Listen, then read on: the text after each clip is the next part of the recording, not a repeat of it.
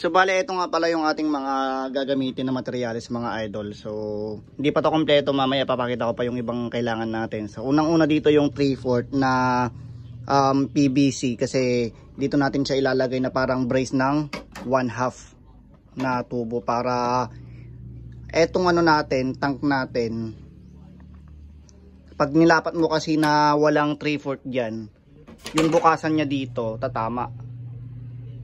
So may ipit na ganyan. So kailangan may parang palaman siya na ganyan. So lalagyan natin ito mamaya.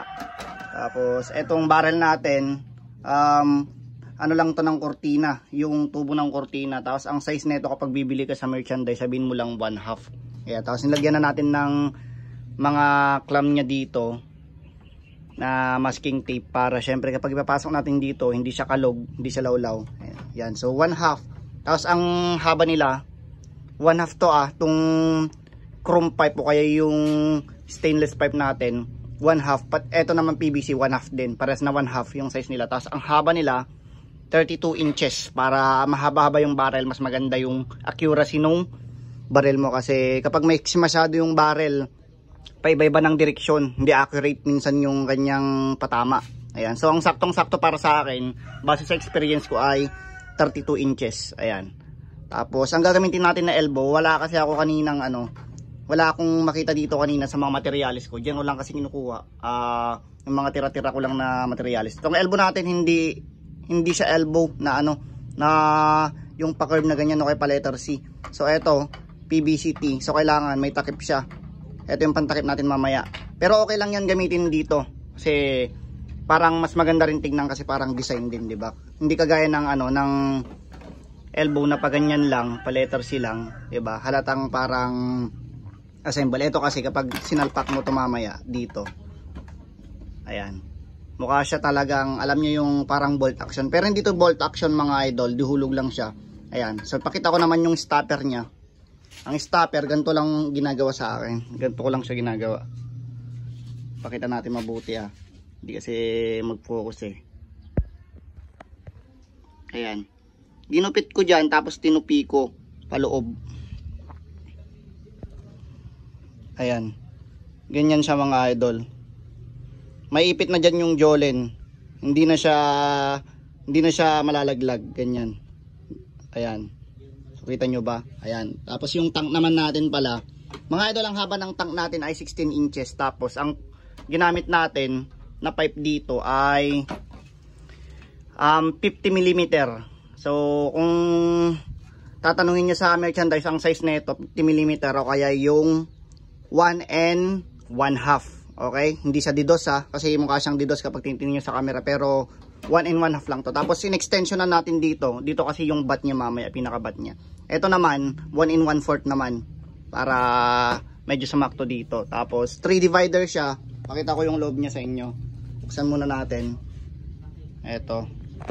So bali yung takip na ginamit natin dito, yung loob niya, alam nyo na yan, yung bote ng Gatorade para makunat. Ayan. So yan yung loob niya mga idol. Focus lang natin para makita nyo. Ayan. Ayan yung loob niya. 3 divider siya. So ang nila, ang pagitan nila dito sa first divider ay 2 inches. Tapos dito 3. Tapos 4. Tapos yung pagitan niya na dito sa pinakadulo niya is 4.5. Ayan. So dito natin lalagay yung ating mamaya. Ganyan siya. Ayan.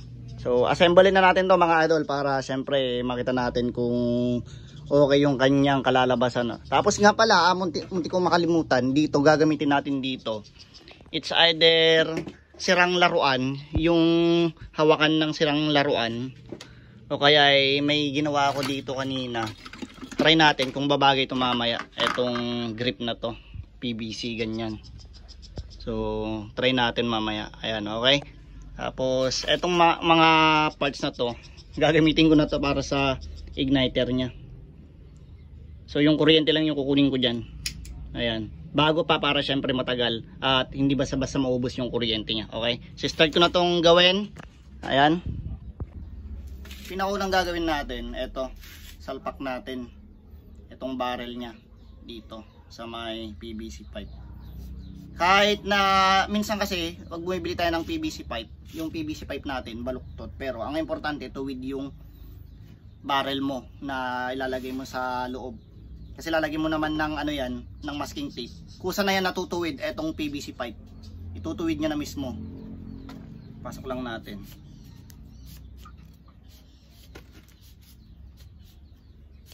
Ayan.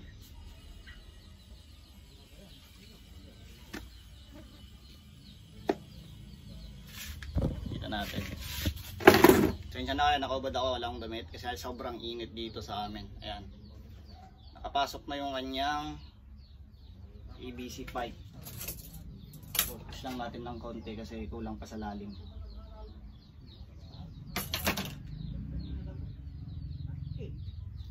Ayan. Titingnan nyo, eto siya. Ayan.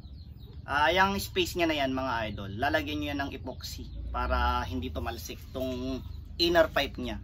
Ayan, ito yung dulo, yung stopper niya. Yan, kita nyo. Yan, ganyan siya. Tapos, magkabilaan mga idol, epoxy dito sa etong space niya. Tapos dito rin. Tapos bago nyo siya ikabit sa may elbow. Mamaya. Itong elbow natin, dahil may butas dito, lagyan natin ng stopper mamaya. Ganyan. So, kaya extension na natin ng kaunting 3/4, tapos lagay natin to para syempre walang singaw, 'di ba? Alangan naman na di natin takpan to, 'di ba? Dito yung punta ng hangin.